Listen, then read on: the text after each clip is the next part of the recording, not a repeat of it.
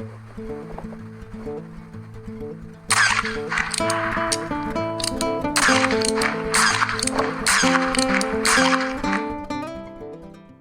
everybody, I'm going to make a quick video real quick so I'm trying to get used to making videos again. And I'm just going to do a quick one of what firearms I have in my arsenal. So stay tuned and let me go ahead and grab the first one. The first one is a rifle and it's my Ruger Mini 14. I love this rifle right here. The only issue I had with it when I first bought it 12 years ago was the sight right here. Their sights that they have are pieces of crap. And you don't really need to change the first one.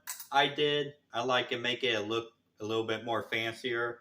But this one right here, you gotta change it. They basically have screws on the sides and all that stuff. Unscrew a little bit, tighten like the other side for windage and everything. So getting it zero into your sights and everything like that was a beast. So I got a new sight. Since it's been 12 years so long ago, I don't really remember which one I got, but I like it. You just got the dials on there, zero it in, and then after that, it was a perfect shooter. I can shoot this one pretty decent accurate at 200 yards with iron sights. So people that say Ruger Mini 14 isn't as accurate and all that stuff, don't listen to them. If you want something different than like an AR-15, you cannot go wrong with the Ruger Mini 14. Alright, let's go ahead and grab the next one. Can't do cowboy action shooting without a double barrel shotgun. I got the Stroger Uplander, and I like this. It was perfect, good shooter right off the bat. I use it for clay pigeons and everything, and yeah, I couldn't go wrong with it. Got two triggers, one for each barrel. Got the lever right here, break it open. The only issue I had with it in the beginning was every time you took your shots and you do this, the safety will automatically get pushed back on. There was a way to fix that, a little cutting, fouling of some of the stuff of the rod that would push it back in place inside. And once I got that done, you can do cowboy action with this. Pop, pop, open, tape, put in, bam, pop, pop. You're good to go. So if you're looking for a cheaper double barrel shotgun, you can't go wrong with this. It's good for clay pigeons, so I guess it's good for doves. So I had those two for years, and then I thought to myself, it's time to go in pistols, and there's a previous video of me getting denied from the sheriff and everything. So then I started looking at black powder. That's when I got my first black powder revolver, and it was a Pieta, a 1858 new model Army. I got the sheriff model, so it's kind of one of my regrets because it's not really historical accurate because it has the shorter barrel instead of the longer barrel. But this was very, very fun to shoot. It was a straight shooter right off the bat. Cap jams, all that stuff didn't really affect the Remington style model that this is based on. Extremely reliable. Heck, you can shoot 100 rounds non-stop or whatnot, and it's still going to pull the trigger. Got a video when I try to push it and see how far I can go, if you're interested in that. And I recommend the Remington model for any type of, if you're new to black powder. I think it's the perfect gun for you to learn black powder and have fun with it, because you're not going to have jamming issues like you would with a Colt model. That's my personal opinion. I'm pretty sure a lot of y'all are going to disagree on that, but that's how I feel. I ended up getting this. It's a Uberti 1862 Pocket Police. And I love this gun. But it was not a shooter out of the box, let me tell you.